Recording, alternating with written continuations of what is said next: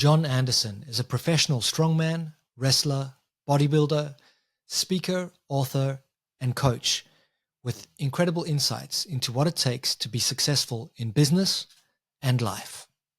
Jon, welcome to the show. Awesome to have you here. Appreciate it, brother. I'm looking forward to it. I'm honored for you to have me on the show and, share some of my experiences, hopefully motivate and inspire some of your audience. Excellent. Now, you've had a very interesting life and career. Perhaps you could share a little bit about your journeys and adventures so people get to know who you are. Absolutely. Well, I think what's most important, right now people see, the IFBB Pro Bodybuilder. They see the Pro Strongman. They see the New Japan Pro Wrestler. They see the seven-figure business owner. They see all of the end results. But what they don't see was the fact that I started off as a little guy that was way behind the eight ball, meaning that I still struggle with dyslexia, but I had really bad learning disabilities when I was young. And I shouldn't say you never really get over them. So I should say I probably still have them. I've just learned to use them as my strengths. But what I'm getting at is all of what I was told was a huge problem in my life. I turned out to be my strengths. All of the things that I was told were going to hold me back turned out to be my biggest blessing. So, I was the little guy. The joke I make is I was just dumb enough to believe I could do it. And if you believe it, you can do it. So sometimes being a little dense, and just to illustrate that, I was one of those kids that was, 52 years old right now. So keep in mind, back in the days when I was in elementary school, there was no all these, OCD, ADD. It was just a kid slow. Put them in the other room with the slow kids. And then they kept just downgrading you until they found the room that you could kind of make it. Well, by the time they figured out what room I was going to be in, the other side of the room had legitimate, like mental, you can't say, to be diplomatic, I can't say the word how's this? It was called the resource room to the school. The student body called it the retard room. I didn't call it that because that wasn't me. I was part of that room. So the other side of the room was filled with truly, truly challenged kids. And so that's where I started. And I had a really difficult time learning, really difficult time kind of just staying up to par. But what that taught me was that I had to work a little harder. And I realized if I worked a little harder, I could do a little better. And pretty soon, I was working twice as hard as everybody else just to be average. And that's really what made me, because I had to do everything twice as hard, sometimes three times as hard. And so as a kid, I'm just doing that just so I can get my C's, just so that I can get a couple football plays, so that I can be on the field, so I can be do the things that I want to do as a kid. Well, once that turned into real life, that work ethic continued because it's all I knew. And I just started, life kind of became a different place for me. I realized early on that I was basically better at lifting weights than I was the sports I was playing. So that's what I ran with.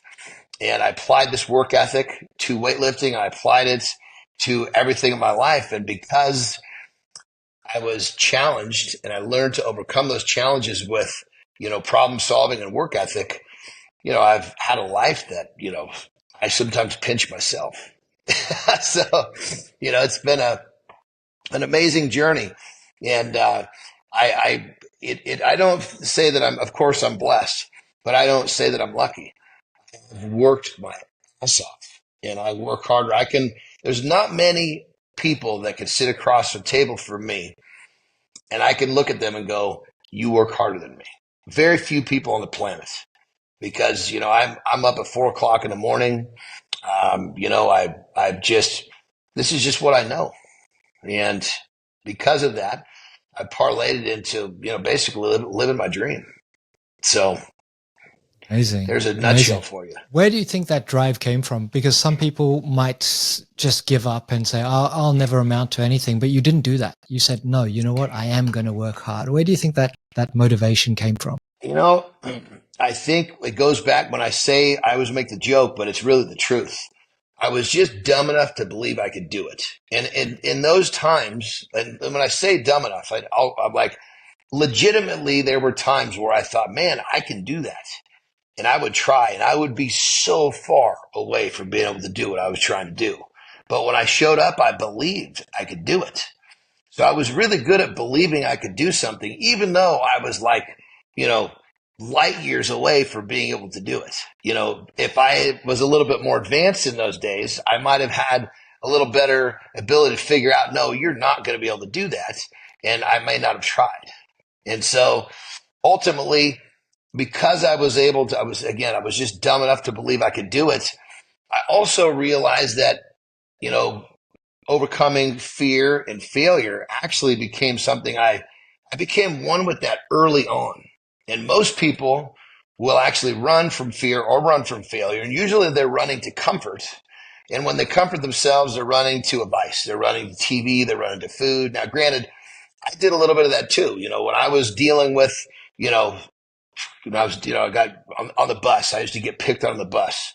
Somebody spit in my face. Everybody's laughing at me. Well, I get home and I would run straight for anything sweet in the house because it was a way for me to escape what I was going through. But when it came down to me, to answer your question, when I was just dumb enough to believe I could do it and I would try and I would fail, I would just try again. It was like, okay, it didn't work. I guess I got to do it again because I had to do everything over and over to learn to do it. So what was different with, taking a whack at a really big goal and coming up really short? I was used to getting laughed at anyway. I was used to getting picked on. This was normal to me. And then once I started to realize, here was the turning point. Once I realized that actually pursuing failure, that's what changed my life. Because it wasn't like, okay, I'm going to try this and I hope I get it done. It's like, okay, that looks like it's almost impossible to do. I better try that. I better try and I better fail, because I realized and I learned that when I failed, I got so much better. If I wasn't failing, I wasn't getting better. Let me give you an example of how I taught myself in the weight room to overcome this failure. So most people know what a squat is, and it's usually in some sort of a cage. It's very safe. So if you drop the weight, you don't get smashed. Well, what I did, I basically put the bar on the outside of the cage, and I would put loads of weight on there. Like I used to do this with 700 pounds. And as I was, I was always very strong, which was helpful along my journey. But I put 700 pounds on the bar, and I would walk it back away from the cage. So I'm not in the cage, I'm away from the cage. And I would tell my spotters, get the hell out of here. Do not come close to me. Because I had zero intention of putting the bar away. I knew I was going to fail every time I stepped it out. The question is, could I get one more rep? And so when you go into something knowing you're going to fail, knowing you're going to give it all you have, knowing you're going to confront that fear and accepting that, there's some power in all of this that people never really get to harness because they're too afraid to truly get down and dirty and pursue it. Mm. Does that make And sense? what happens? It's like a whole different, it's like flipping the switch. It's like it's like looking at the equation from the other side. It really is. I love the parallels to weightlifting. So what would happen when you're away from the safety of the cage and you do fail? Is that just when you have to just let go? You at some point you just can't make it, but you've at least pushed yourself beyond where you thought you could.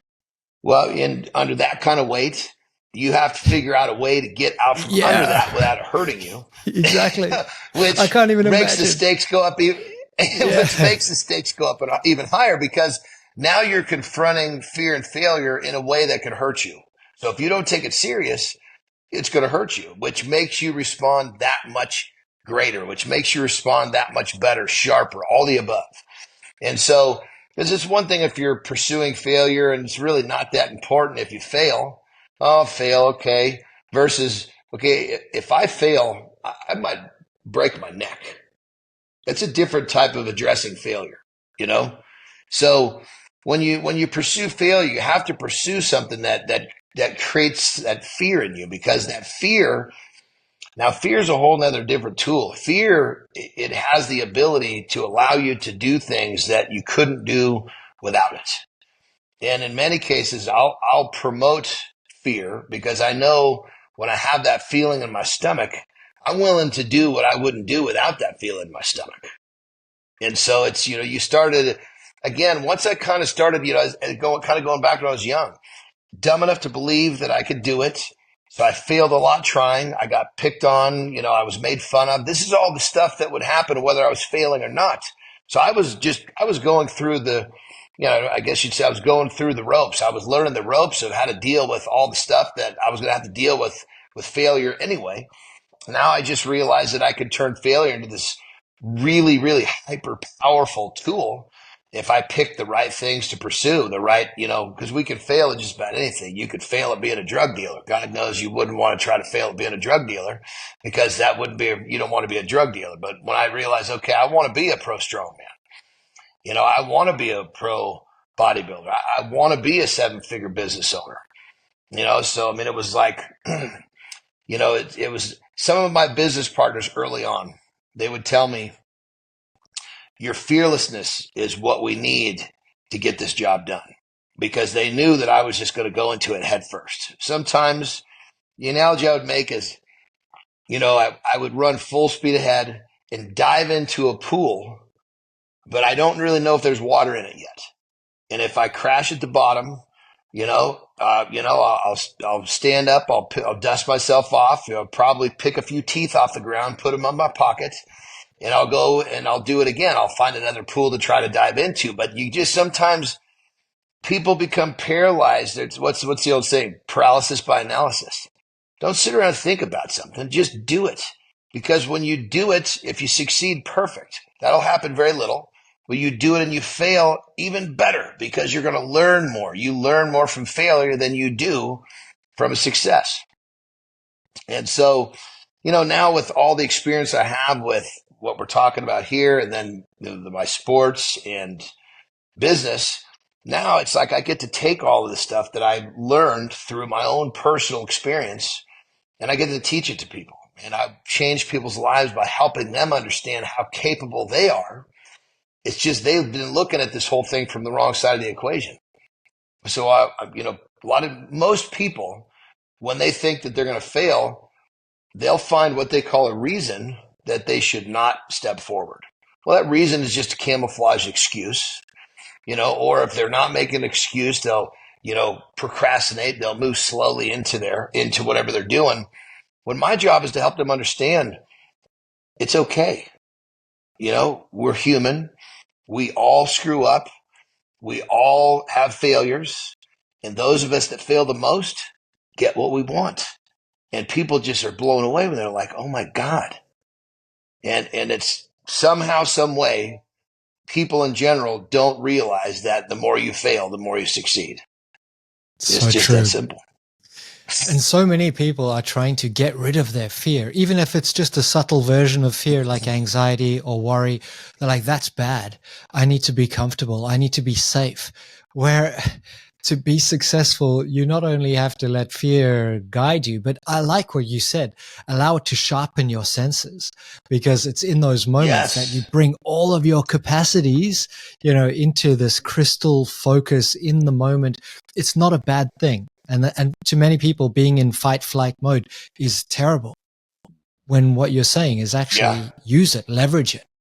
Yeah, 100%. I mean, you look at some of the greatest, like what is Mark Zuckerberg? He says if you're willing to fail and you're willing to not quit, you're willing to keep going, you're going to get what you want.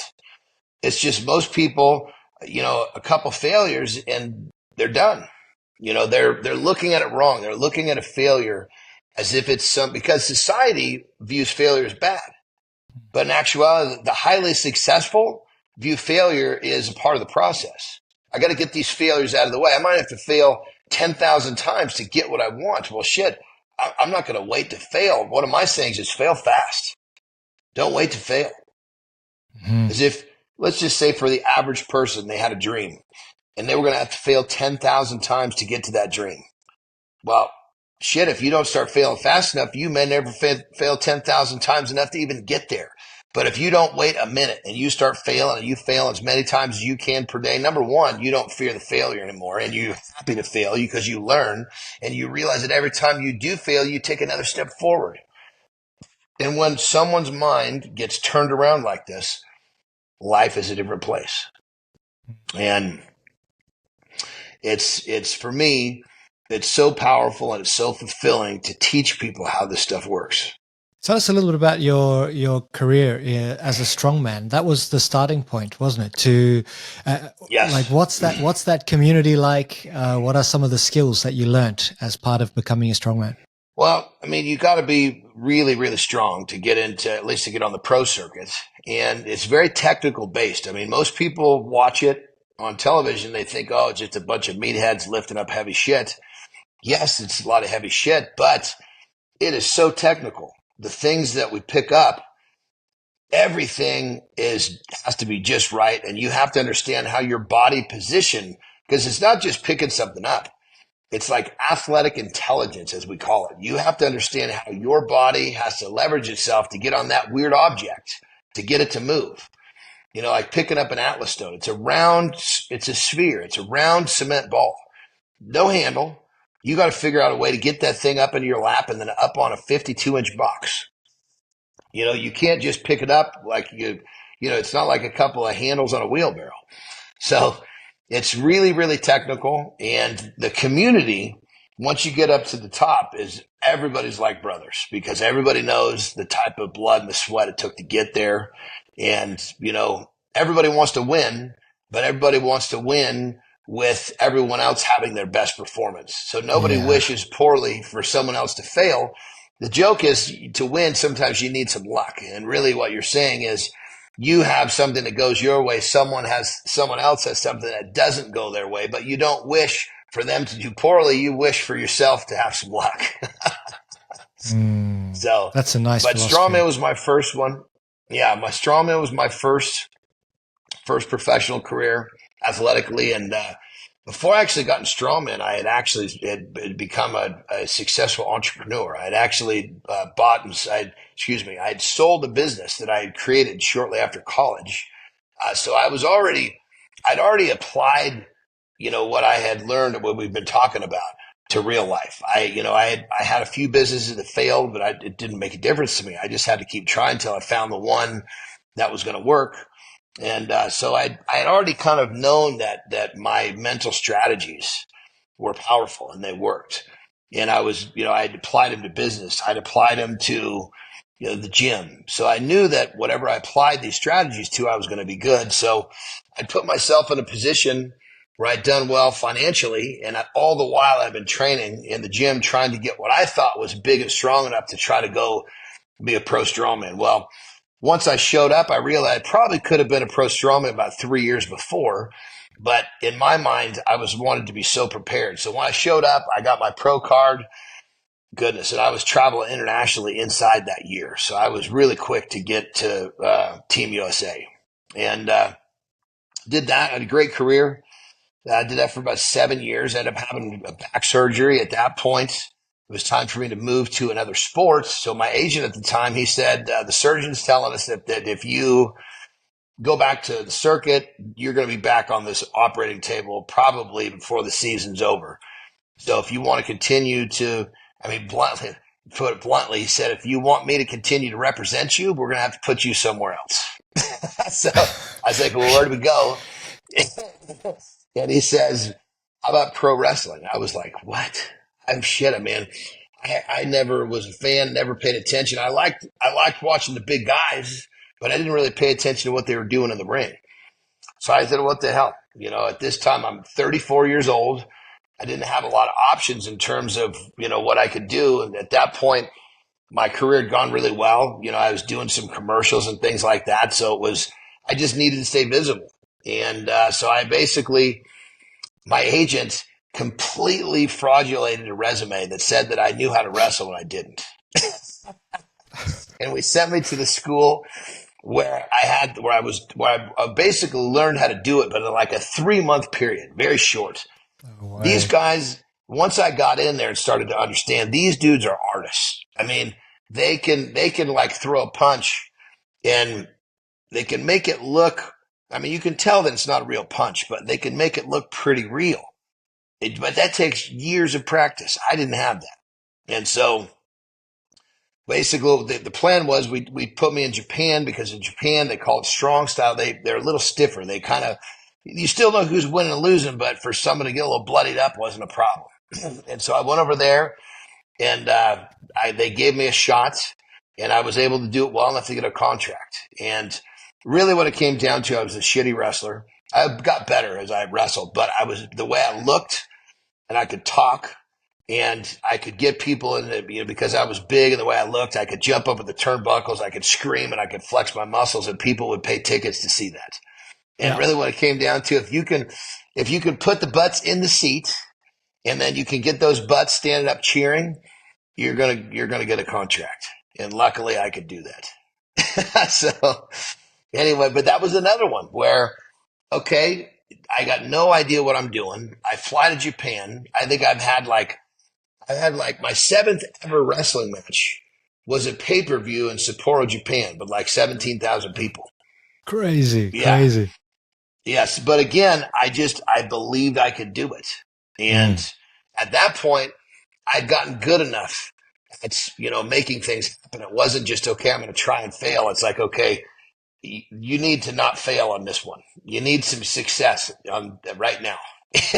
Sometimes, you just got to go for it, and failures is just, I mean, I could have failed, and I probably would have found a way to make it back, but I put enough pressure on myself in that one match. I'm like, look, you can have some mini failures, but you can't blow this one. And so, as I worked through my career, I became really good at problem solving. And so I looked at that situation. I can't fail. What problems do I have to solve? Okay. Number one, I got to get people cheering. So I got to get the butts out of the seats, because if I can't get them cheering, then they're not going to bring me back. And then the second thing was, I can't make any blaring mistakes, because I had a kind of script. I knew what I was supposed to do. And as long as I did what I was supposed to do, even if it didn't look that good, but the people were cheering, I was going to be okay. So I knew I had 2 major things I had to accomplish in that match. I did it, and bam, the rest is history. Let's fast forward another 7 years. I'm 42 years old, and they released me. And, that's just kind of the way it goes. It's 42, they don't want to put you back in the contract because you get hurt. They're still paying you. So they look for your replacement. And so unfortunately, all of a sudden the end of 2013 comes, and I don't have a job. I don't have a contract. So I went home, and I thought, well, I'm still ready to go. So I thought, well, let's go be a bodybuilder. And so I became a pro bodybuilder. I did the same thing there. I went to our first contest, went to a national, became a pro. My 3rd ever bodybuilding contest was on a pro stage. And again, I just wasn't afraid. Failure was something that was going to happen. And if it happened, I dealt with it. But by this time, I realized that pursuing failure and going after these unrealistic goals was actually pretty realistic. It's just most people don't allow themselves to see that it's realistic. Well, I was doing it, because when I went from pro strongman to pro wrestling, everybody's like, you're crazy. You can't do that. Those guys, they take years or 10 years before they get real contracts. Okay, you might be right, but I'm going to see what I can do. And the same thing when wrestling ended, you can't be a pro bodybuilder. You've never done a bodybuilding contest. It takes guys 10 years to to get their pro card. Some of them never even get their pro card. Like in wrestling, some guys never get a contract. Okay, you might be right, but I'm going to try. And so against all odds, no matter what anybody says, do what you feel is in your heart, and you will be surprised at how much further you get than what you think. And you'll get much further than what all the people that are talking shit about you say too. It's the way that we're programmed. We are programmed in such a way that keeps us from reaching our potential. You flip the script, you start pursuing failure, you use fear to your advantage, and next thing you know, you're doing things that people think is not possible. It's super inspiring, and I'm sure people listening are like, wow, I've got these dreams, but maybe I don't believe in myself. Belief is a big part of it, as you said. Yep. and maybe they're not practicing or leaning into that fear. Yeah, because in addition, it's not just going to happen. You did the work as well, right? Like you learned the techniques. Yeah. You actually have to dedicate some time to improving yourself, which leads me to self-improvement. Mm-hmm. What are your thoughts in Yes. terms of putting in place a process for improving yourself? How do people do it? Well, I think we can kind of tie this together with what you're saying a minute ago. Is like, how do the self improvement will go right along with what I'm going to say now. Is like how do people actually lean into their dream? How do they approach the fact that it's scary? Well, first off, you got to find your passion. You can't just roll over one day and say, you know what? I'm going to be the president of the USA. You got to be passionate about being a leader. You got to be passionate about politics. You got to feel that in here. I felt in here about lifting weights. And so because I was passionate, it was easier for me to deal with the failures, either deal with the rejection. And so if a person can find their purpose, which is directly connected to their passion, if you can find that and and you're clear on what it is, then taking those lumps, taking those failures, harnessing that fear is much easier. The first problem that people have, let's just say that we lined up 1,000 people and we said just one simple question: what do you want? Most people wouldn't know. Well, if you don't know what you want, how the hell are you going to get it? And so it's like a ship that leaves a harbor. If it doesn't know where it's going to go, it just wanders around. It never really gets anywhere. Well, that's what most people are doing with their lives. So to answer your question with self-improvement, if you can get clear on what you want, which really is your passion, which turns into your purpose, self-improvement is a piece of cake, because as you pursue your passion or your purpose, or call it what you want, you're going to get better. And you're going to get better in a way that the bumps and the bruises, the failures and the rejections, they're not going to hurt so bad, because you're doing it for something that you feel in your heart. You're doing it for something you believe in. And so that's really, you got to get down to like a base level. People say, I want this. Well, why do you want it? Is it important to you, or is it just something you think it'd be cool? I mean, there's all sorts of things that I thought that'd kind of be cool to have to do that over there.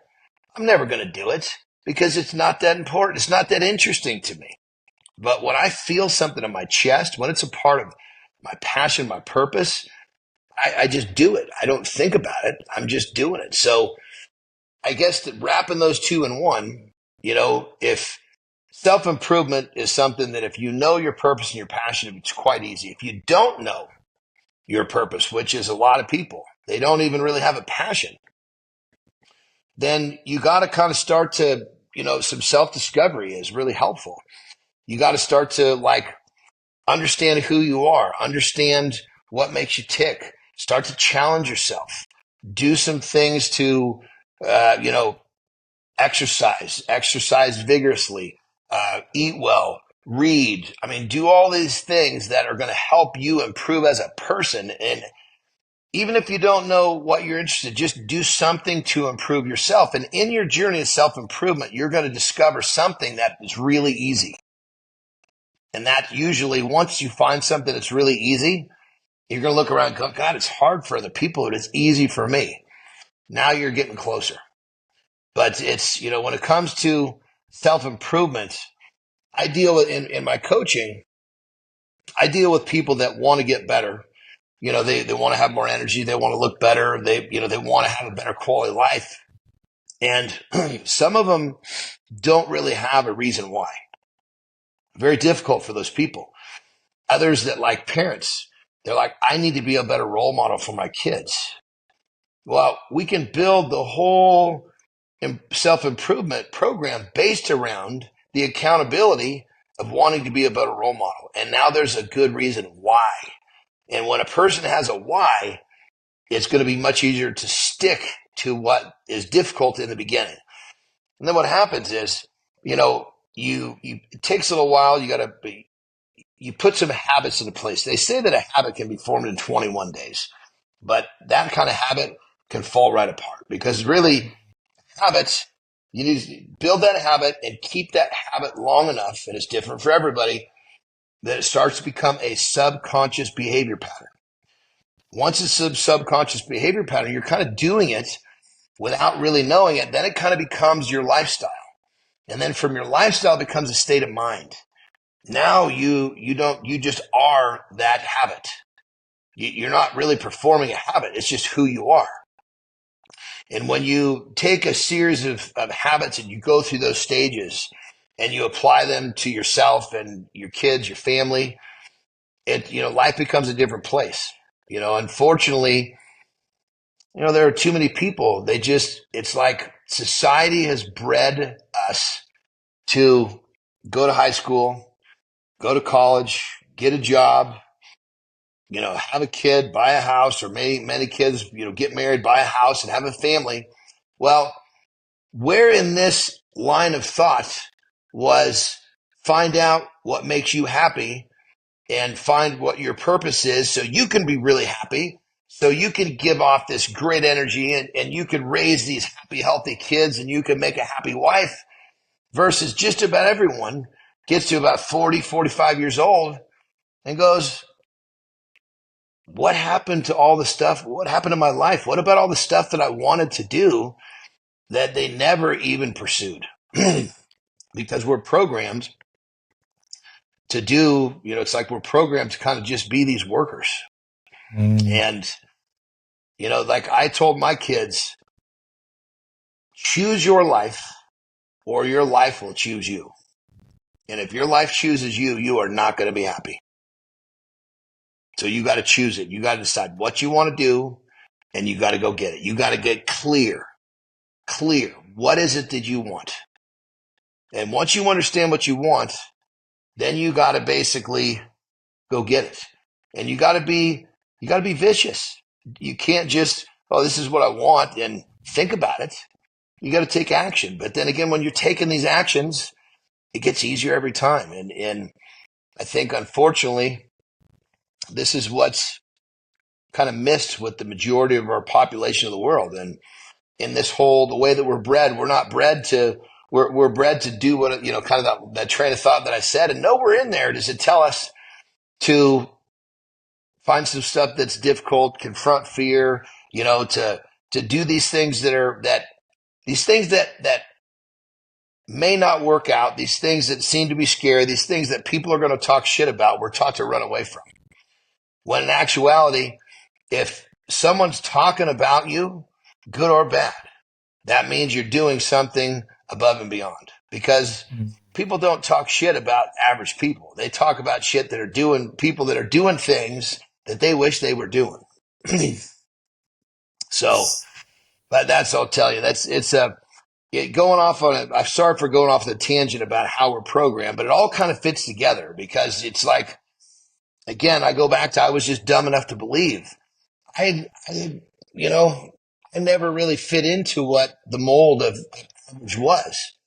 So I never felt obligated to follow the average rule of, okay, go to college, get a job, get married, have a kid, buy a house. That I had been kind of on my own path from the beginning just because of, I was dumb enough to believe. So thank God I missed that whole thing.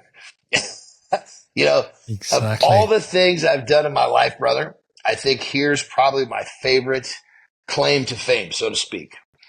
I have never in my whole life collected a paycheck. I've always done it my way. I've never been to an interview. I've never applied for a job. I've just always done it my way. That is a nice claim to fame. To do life on your terms, it requires that mindset that you've developed over the years. So inspiring, Jon. I am interested in, and you kind of alluded to it, so many people are looking for quick fixes. They wonder why they're not happy. Firstly, they don't have a why. They don't know their purpose, but they're also looking for quick fixes, even when it comes to health and well-being. Nowadays, you don't even have to worry about your diet. You can have an injection and kind of lose weight. What are your thoughts on physical health and vitality as a way of fueling our success?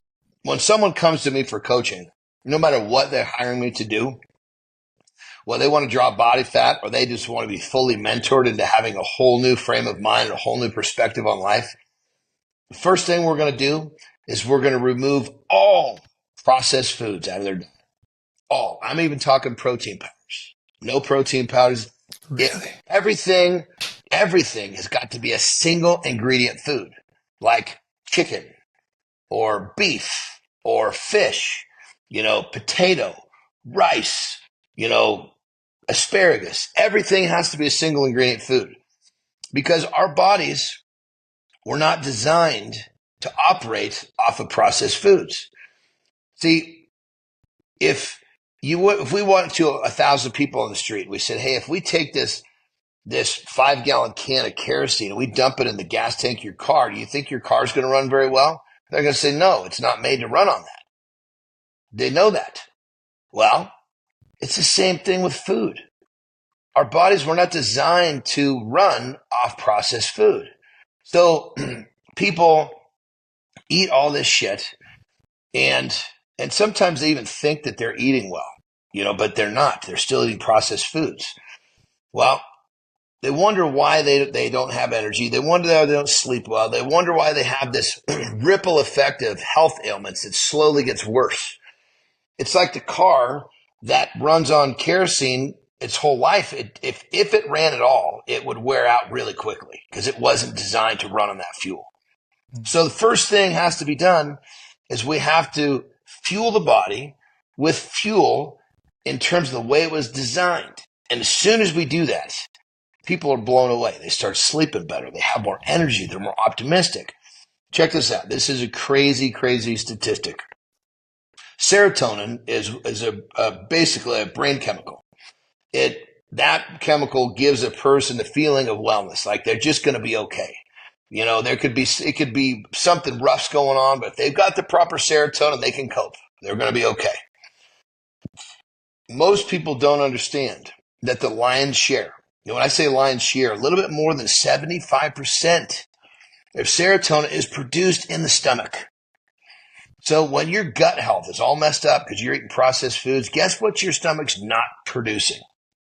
Serotonin. When you don't have serotonin, most people will slip into a depression. So literally, once I get processed food out, get single ingredient foods in, people start feeling better. They start feeling more mentally sharp. They're happier, and then at that point, it's almost like they've got this motor. They're more motivated to do whatever it is that we're going to do with what they hired me to do. And so, the whole idea behind, food, it's unbelievable how misled the public is. It's just absolutely unbelievable. Forgive me. I know you asked me. I think I got a little bit caught off on a tangent. I forgot exactly what the question was, but I know it was along the lines of what was along the lines of food somehow. Forgive me. It was how important is physical health to drive your performance across work and life? Yes. So literally step one is food. And when you do this, everything else starts to, I'm not saying that you change your diet, you're going to get everything you want right now. But I'm telling you right now, you change your diet, the trajectory of your path to get where you want is going to straighten out drastically. Because we know the fastest way from point A to point B is a straight line. If you're eating processed foods, your line is zigzagging every which direction because you're not designed to work off that. So the first thing is to fuel the body properly. The next thing is, and keep in mind, it's not just for losing body fat. It's for overall health. It's to restore serotonin. It's all together. People look at diet as just losing body fat. Diet makes you feel good. Diet makes you happy. And so that's the first step. But the second step is your physiology. You got to change your physiology, which is just a kind of an expensive word, so to speak, for getting some blood flow. Because when you exercise, you get your blood flowing, your body will release other hormones, brain chemicals that are going to help you feel good. you're going to get dopamine. You're going to get more serotonin. You're going to get oxytocin. It's like when you change your physiology along with getting rid of processed foods and you're eating right, just those two things alone will create a massive amount of motivation in someone, a massive amount of clarity. And the drive is going to just kind of, I tell my people, look, I'm not going to force you to do anything. You're going to want to do this. But the key is, if someone is really going for it, they need to know what they want so that they can harness all this good stuff to that. Some people don't know what they want, but they want to actually do better in terms of, the overall wellness and self-improvement so they can be better at their actual investigation, their discovery to find out what they're doing. And that's fine too. Mm. But for those of you listening, if you just simple takeaways, eliminate processed foods, go with single ingredient foods. And if you were to break a sweat in the morning before 8 o'clock, and when I say break a sweat, it doesn't matter if it's 5 minutes or it's 25 minutes, but break a sweat. Got to breathe hard a little bit. These two things would completely change your life. It sounds silly and it sounds ridiculous, but do it for 2 weeks and see what happens. You won't want to stop. And I'm not saying work out for 3 hours. I'm saying bust your butt for 5 minutes. I'm saying eat single ingredient foods, which people, yes, it's boring. Well, you got to be a little creative. You got to learn to use some spices. You're going to have to, but once you start to do it, it's going to get easier. But these two elements are a pretty small price to pay to change the trajectory of the outcome of your life. We can't, as people, we can't guarantee the outcome of our life, but we can guarantee the habits that will determine the direction that we travel in our life. So if we know we want to be over there and we create the habits to point us to go over there, well, we're doing pretty good. But if we want to go over there and we have habits putting us over there, well, it's pretty simple. You have to recreate those habits, redirect the path, and move the right direction. And getting processed foods out, bringing single ingredient foods in, and just a little bit of exercise on a daily basis is going to get you feeling like you're moving in the right direction. If you don't know which direction you're going, you'll be much better at your discovery process of figuring out which way you do want to go. And then for all of those of you who want to be in shape, you want to be stronger, you want to lose body fat, the good news is this stuff all happens as a positive side effect. And then if you want to build some muscle, all you got to do is do some resistance training. 30 minutes a day of resistance training, that's going to build the muscle. It's really, really simple if you break it down. Most people get distracted with looking at the wrong things. Most people, I'm just going to go spend 3 hours in the gym. Number one, you're not going to spend 3 hours in the gym for the rest of your life. Yeah. Number two, 3 hours in the gym is not going to overcome the Big Macs that you're eating. And number three, the idea behind all of this is to create a path of life that's enjoyable, that's sustainable. And then you continually get better for the rest of your life. That's what this shit's all about. I love that. It's all about the simple things, really. People get caught up in complexities, and it reminds me, there's such a parallel between the obesity epidemic and the mental health epidemic. Like, really, start simple with the foods and eventually start liking them. I mean, I have a very healthy diet, and when I don't, if I'm traveling, for example, you notice it immediately. You start noticing lack of positivity, lower mood, and so forth. There is optimism starts drifting away. You got it. You got it. Yeah. Oh, God. So make it your habit. That can be your baseline. And I'm inspired as well because I'm 46 and I'm in pretty good shape, but I wouldn't mind a bit more muscle. So as you said, just a little bit, 30 minutes a day of resistance training, and you start to build that. Yes, and then people say, well, what do I do? If you're doing 30 minutes a day, it doesn't matter. Just train a muscle that's not sore, and you're going to be fine.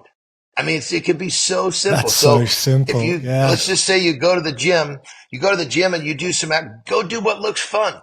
And then when you go back tomorrow, don't do what's sore. Do something else. Oh, I love And it. it's So because good. in 30 minutes, it's not like you're going to make your whole body sore. You're going to make one area of your body sore. And sometimes in 30 minutes, you won't even make it that sore. Once you've been doing it for a while, you're just going in there and you're just, you're going in there, you're committing 30 minutes and you're doing what you think is the best at that time, and it's going to work. It's the concept that people tend to miss because we're in the society where everybody wants everything right now. Work over time.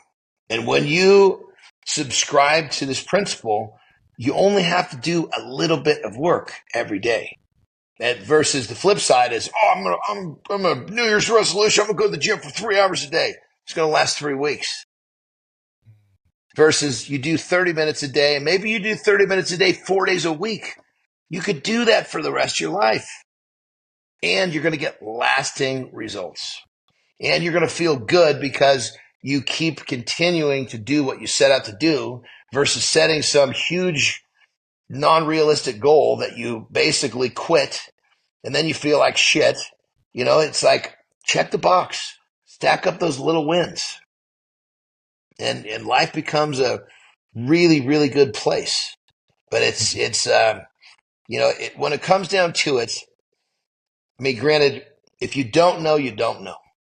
But when you do know, it is simple and it doesn't have to be complex. You just have to do it, and you have to do it every day. And once you do it every day, it feels so good, you're not going to want to stop. Simple. What are your thoughts on business? There are many people in our audience who are aspiring founders. Maybe they already have a small business. I'm guessing that it's the same principles that apply to leading a successful business. Well, when I was only in my mid-20s, and I'd actually built a business and sold it for $500,000. And of course, you can't do that. Okay, you might be right, but I'm going to try.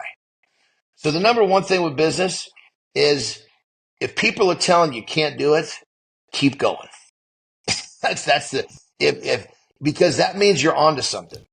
Because if people think you can do it, then it's something everybody can do, and there's no real value there. You want to do something in business that's bigger and better, people are going to tell you can't. People are going to say it's not workable. Good. Keep going. Is it going to be difficult? Probably. Are you going to fail? Guaranteed. But that's part of the process. And you realize that there's a formula for success. The end result is success.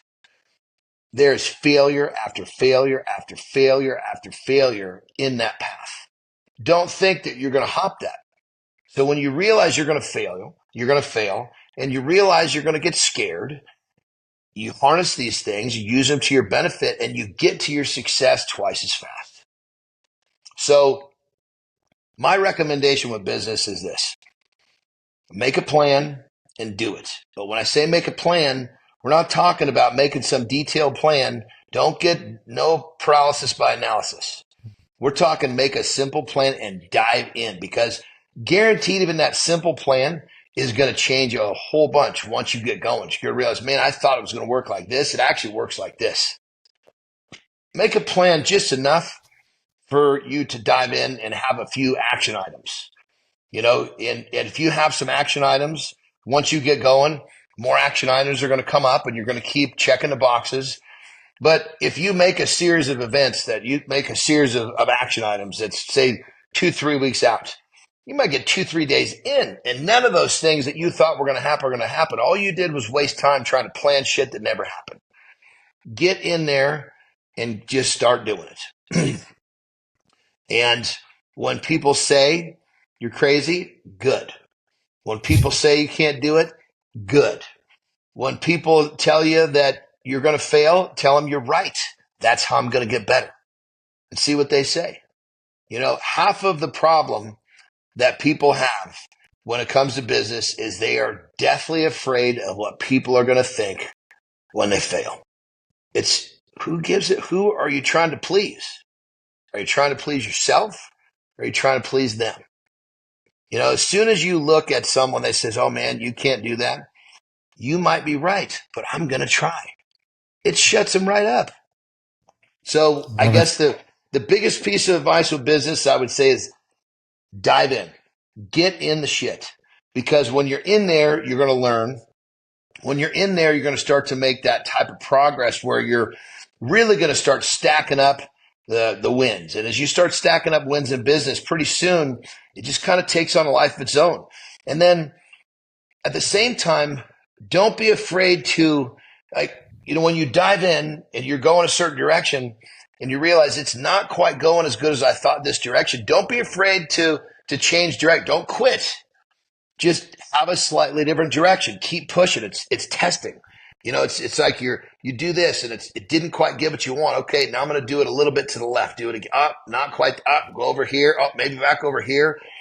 It's just a series of tests and failures, and your failure is gathering data. And just the key is dive in, collect your data. Don't be afraid to fail. And the thing that you really have to be careful is just don't repeat the same mistake over and over. It's okay a mistake is perfect. You're going to make them. If you make it twice, okay, no more of that. But if you're one of these people who will continue to repeat the same mistake over and over, thinking it's going to get better on the fifth or the sixth time, that was 5 or 6 steps you could have made in a direction that could have actually helped you find your success. So just because you said that you're going to do it like this and it didn't work, it's okay. Try it over here. And so it's really, when it comes down to it, there's a few simple principles, few simple rules. And when it comes down to it, it's a little bit different for every situation. It's a little bit different for everyone. And you make it your own, but you make it your own by getting in the shit. Don't avoid it. I love that so much, John. Yes. Thank you. How would you like people to connect with you? You've got so much to offer. I was looking on your website. You've got 3 books, coaching, a wealth of information. Where can people connect with you? What would you like them to do? Well, and thank you for asking, because I love to be able to talk with people and answer questions and connect. I love to connect. I'm 52. I feel like part of my purpose now is to help and inspire as many people as I can. So my Instagram is the one place where if you put a message, you will get a response from me. So, I mean, it's just that simple. It might take 24 hours, maybe, but I'm in there every single day. So if you want to connect, you want to ask me a question, you want a quick bliff of motivation, jump in there, say hello. Like I said, I'm always there every day. But most importantly, I think what I want people to understand is that, I am there every day, and I am up at 4 in the morning, and I'm doing what I'm doing, and I'm going to be here. I'm going to keep doing it. And when people see and experience another person doing it, it doesn't quite seem so difficult. So just remember, the things that you think are difficult probably are only difficult because the people around you convinced you that they're difficult. You determine your worth. You determine what's difficult for you, and you set on your own path and you do it. And I'm here to tell you that you can do it. I'm here to tell you that when you got people talking shit, you're on the right path. I'm here to be that guy that can basically let you know that you're on the right path if you're having some struggles, because that's what it takes. And I'll be happy to tell you, happy to talk to you, and happy to try and inspire you to become the best version of you, because at this point in my life, that's what I'm here to do. I'm here to help as many people as I can find their potential. Jon Andersen, thank you for being a force for good in this world. If you'd like to connect with Jon, visit at the Jon, JONANDERSEN on Instagram. There's a link in the show notes, and there'll be links to Jon's website and other resources. Jon, any final thoughts for those who stuck with us this far? I would say this. This is something that I use for myself, and I think it'll work for anybody listening. When you have a goal and people understand your goal is not big enough. When you say what your goal is and people think you're crazy, now you're thinking the way you should. Don't think small. Think big. Love it. What a way to finish. Jon, thank you. And thank you to everyone who joined us today. We'll see you in the next episode.